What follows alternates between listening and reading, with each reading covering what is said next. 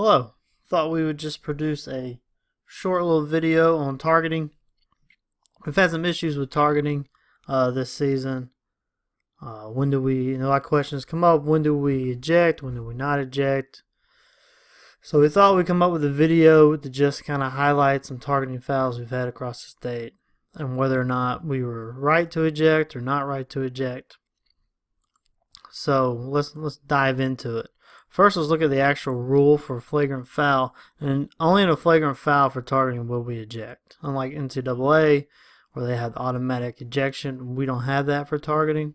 A lot of that's because we don't have access to replay, so we can't go back and look at it.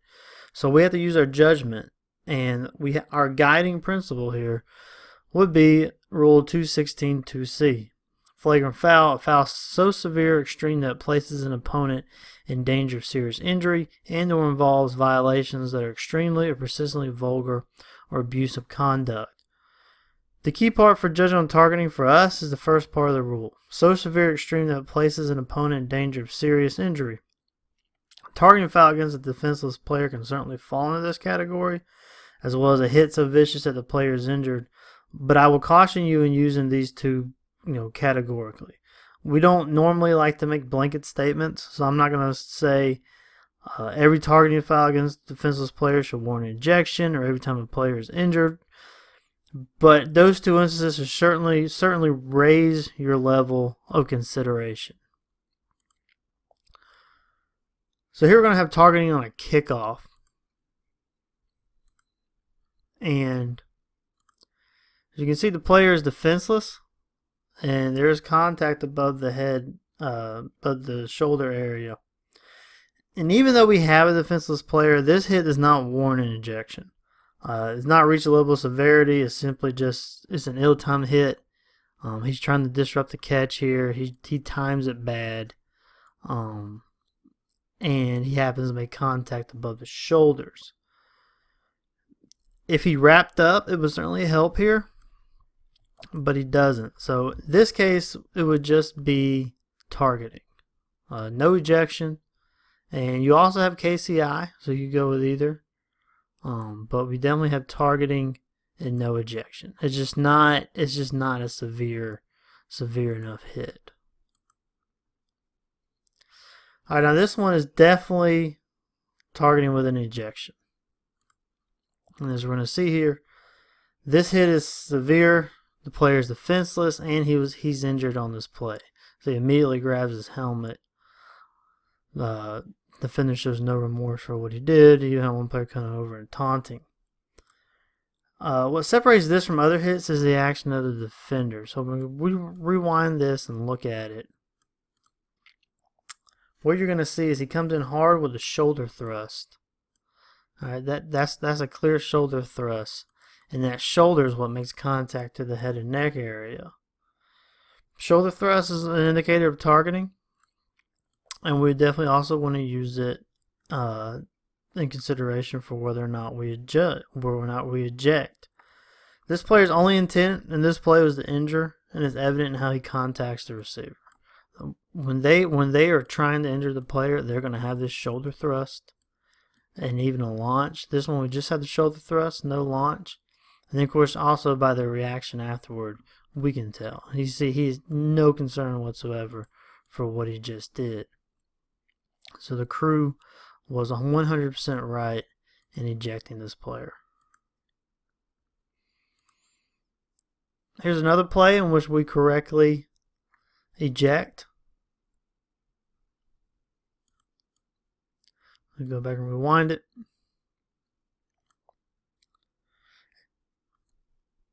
As you can see, we have a defenseless receiver, and now we're also going to have a launch. He launches and he leads with a forearm. The launch and the contact with the forearm, that's enough for us to deem ejection. All right, that's again only intent right there is the injury. He's not trying to break up the pass. If he were trying to break up the pass, he would wrap up. So he's coming in, he's launching, he's leading with that forearm.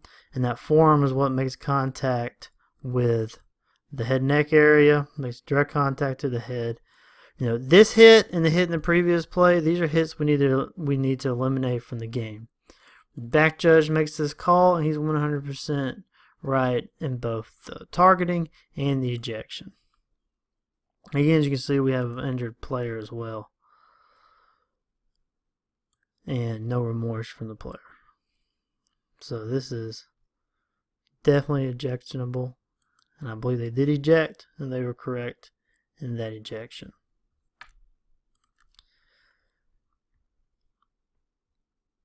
This is a bit more difficult. Number one, it was missed by the crew. The reason they missed it, we had two officials looking at the feet. But we definitely have targeting. So now the question is this ejectionable? Let's look at the end zone view. This is not ejectionable. It does not. We certainly have targeting, but it does not rise to the level of ejection. You have no shoulder thrust, no launch. He does kind of go helmet to helmet. But he kind of drives through the defender here, and it's just not severe. The action was forearm contacting the receiver though above the shoulders, and then there is direct helmet to helmet contact. All that is in line with targeting. It's just you have no launch, you have no shoulder thrust. He just kind of drives through them. So no ejection, but we definitely should have had targeting. So this is the rare case where wrapping up is not going to bail you out of targeting.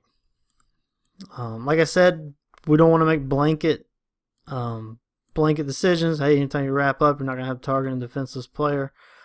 So we're going to have to wrap up, and we got helmet-to-helmet contact, so severe the helmet comes off, but this is not severe enough to warrant an ejection. A lot of the argument can be made this shouldn't even be targeting because the receiver falls into it. Defenders are responsible for their own actions. So we have helmet to helmet. It's forceful contact. We need to have targeting. But this is not so severe enough that we need to eject.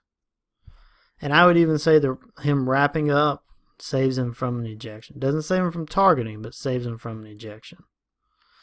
That and it's just not a severe hit. Here we have helmet-to-helmet contact on a tackle.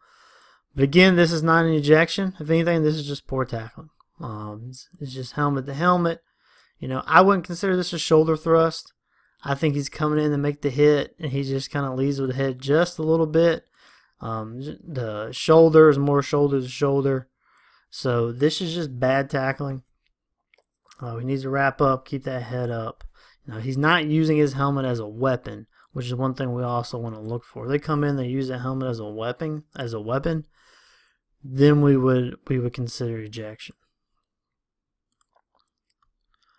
All right, this last one, this is a severe one, and this is one that it should have been an ejection.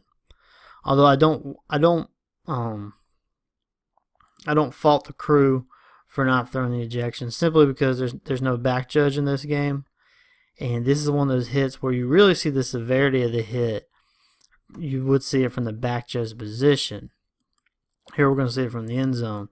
From the field judge and side judge position, you can see you would be able to see the defender coming in, going helmet to helmet, leading with the crown, and you would see that.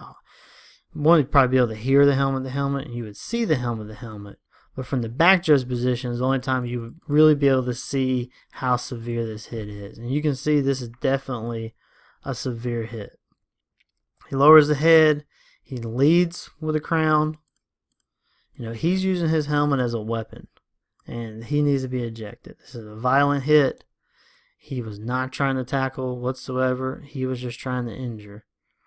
So this would need to be an ejection. Again, the best view of this is going to come from the back judge. It would be hard for field judge, side judge to rule ejection on this. You'll see it from the side, and then the end zone view again is the best. As you can see, those hits need to be eliminated from the game. Alright, that's it. Hopefully this video has cleared things up. Remember, just be vigilant and just look for indicators. launch, shoulder thrust. Same indicators we want to use for targeting, we can use those to warn an ejection as well. You can have targeting without those indicators, but if you have those indicators, there's a good chance you have targeting, and there's a good chance the defender is only trying to harm.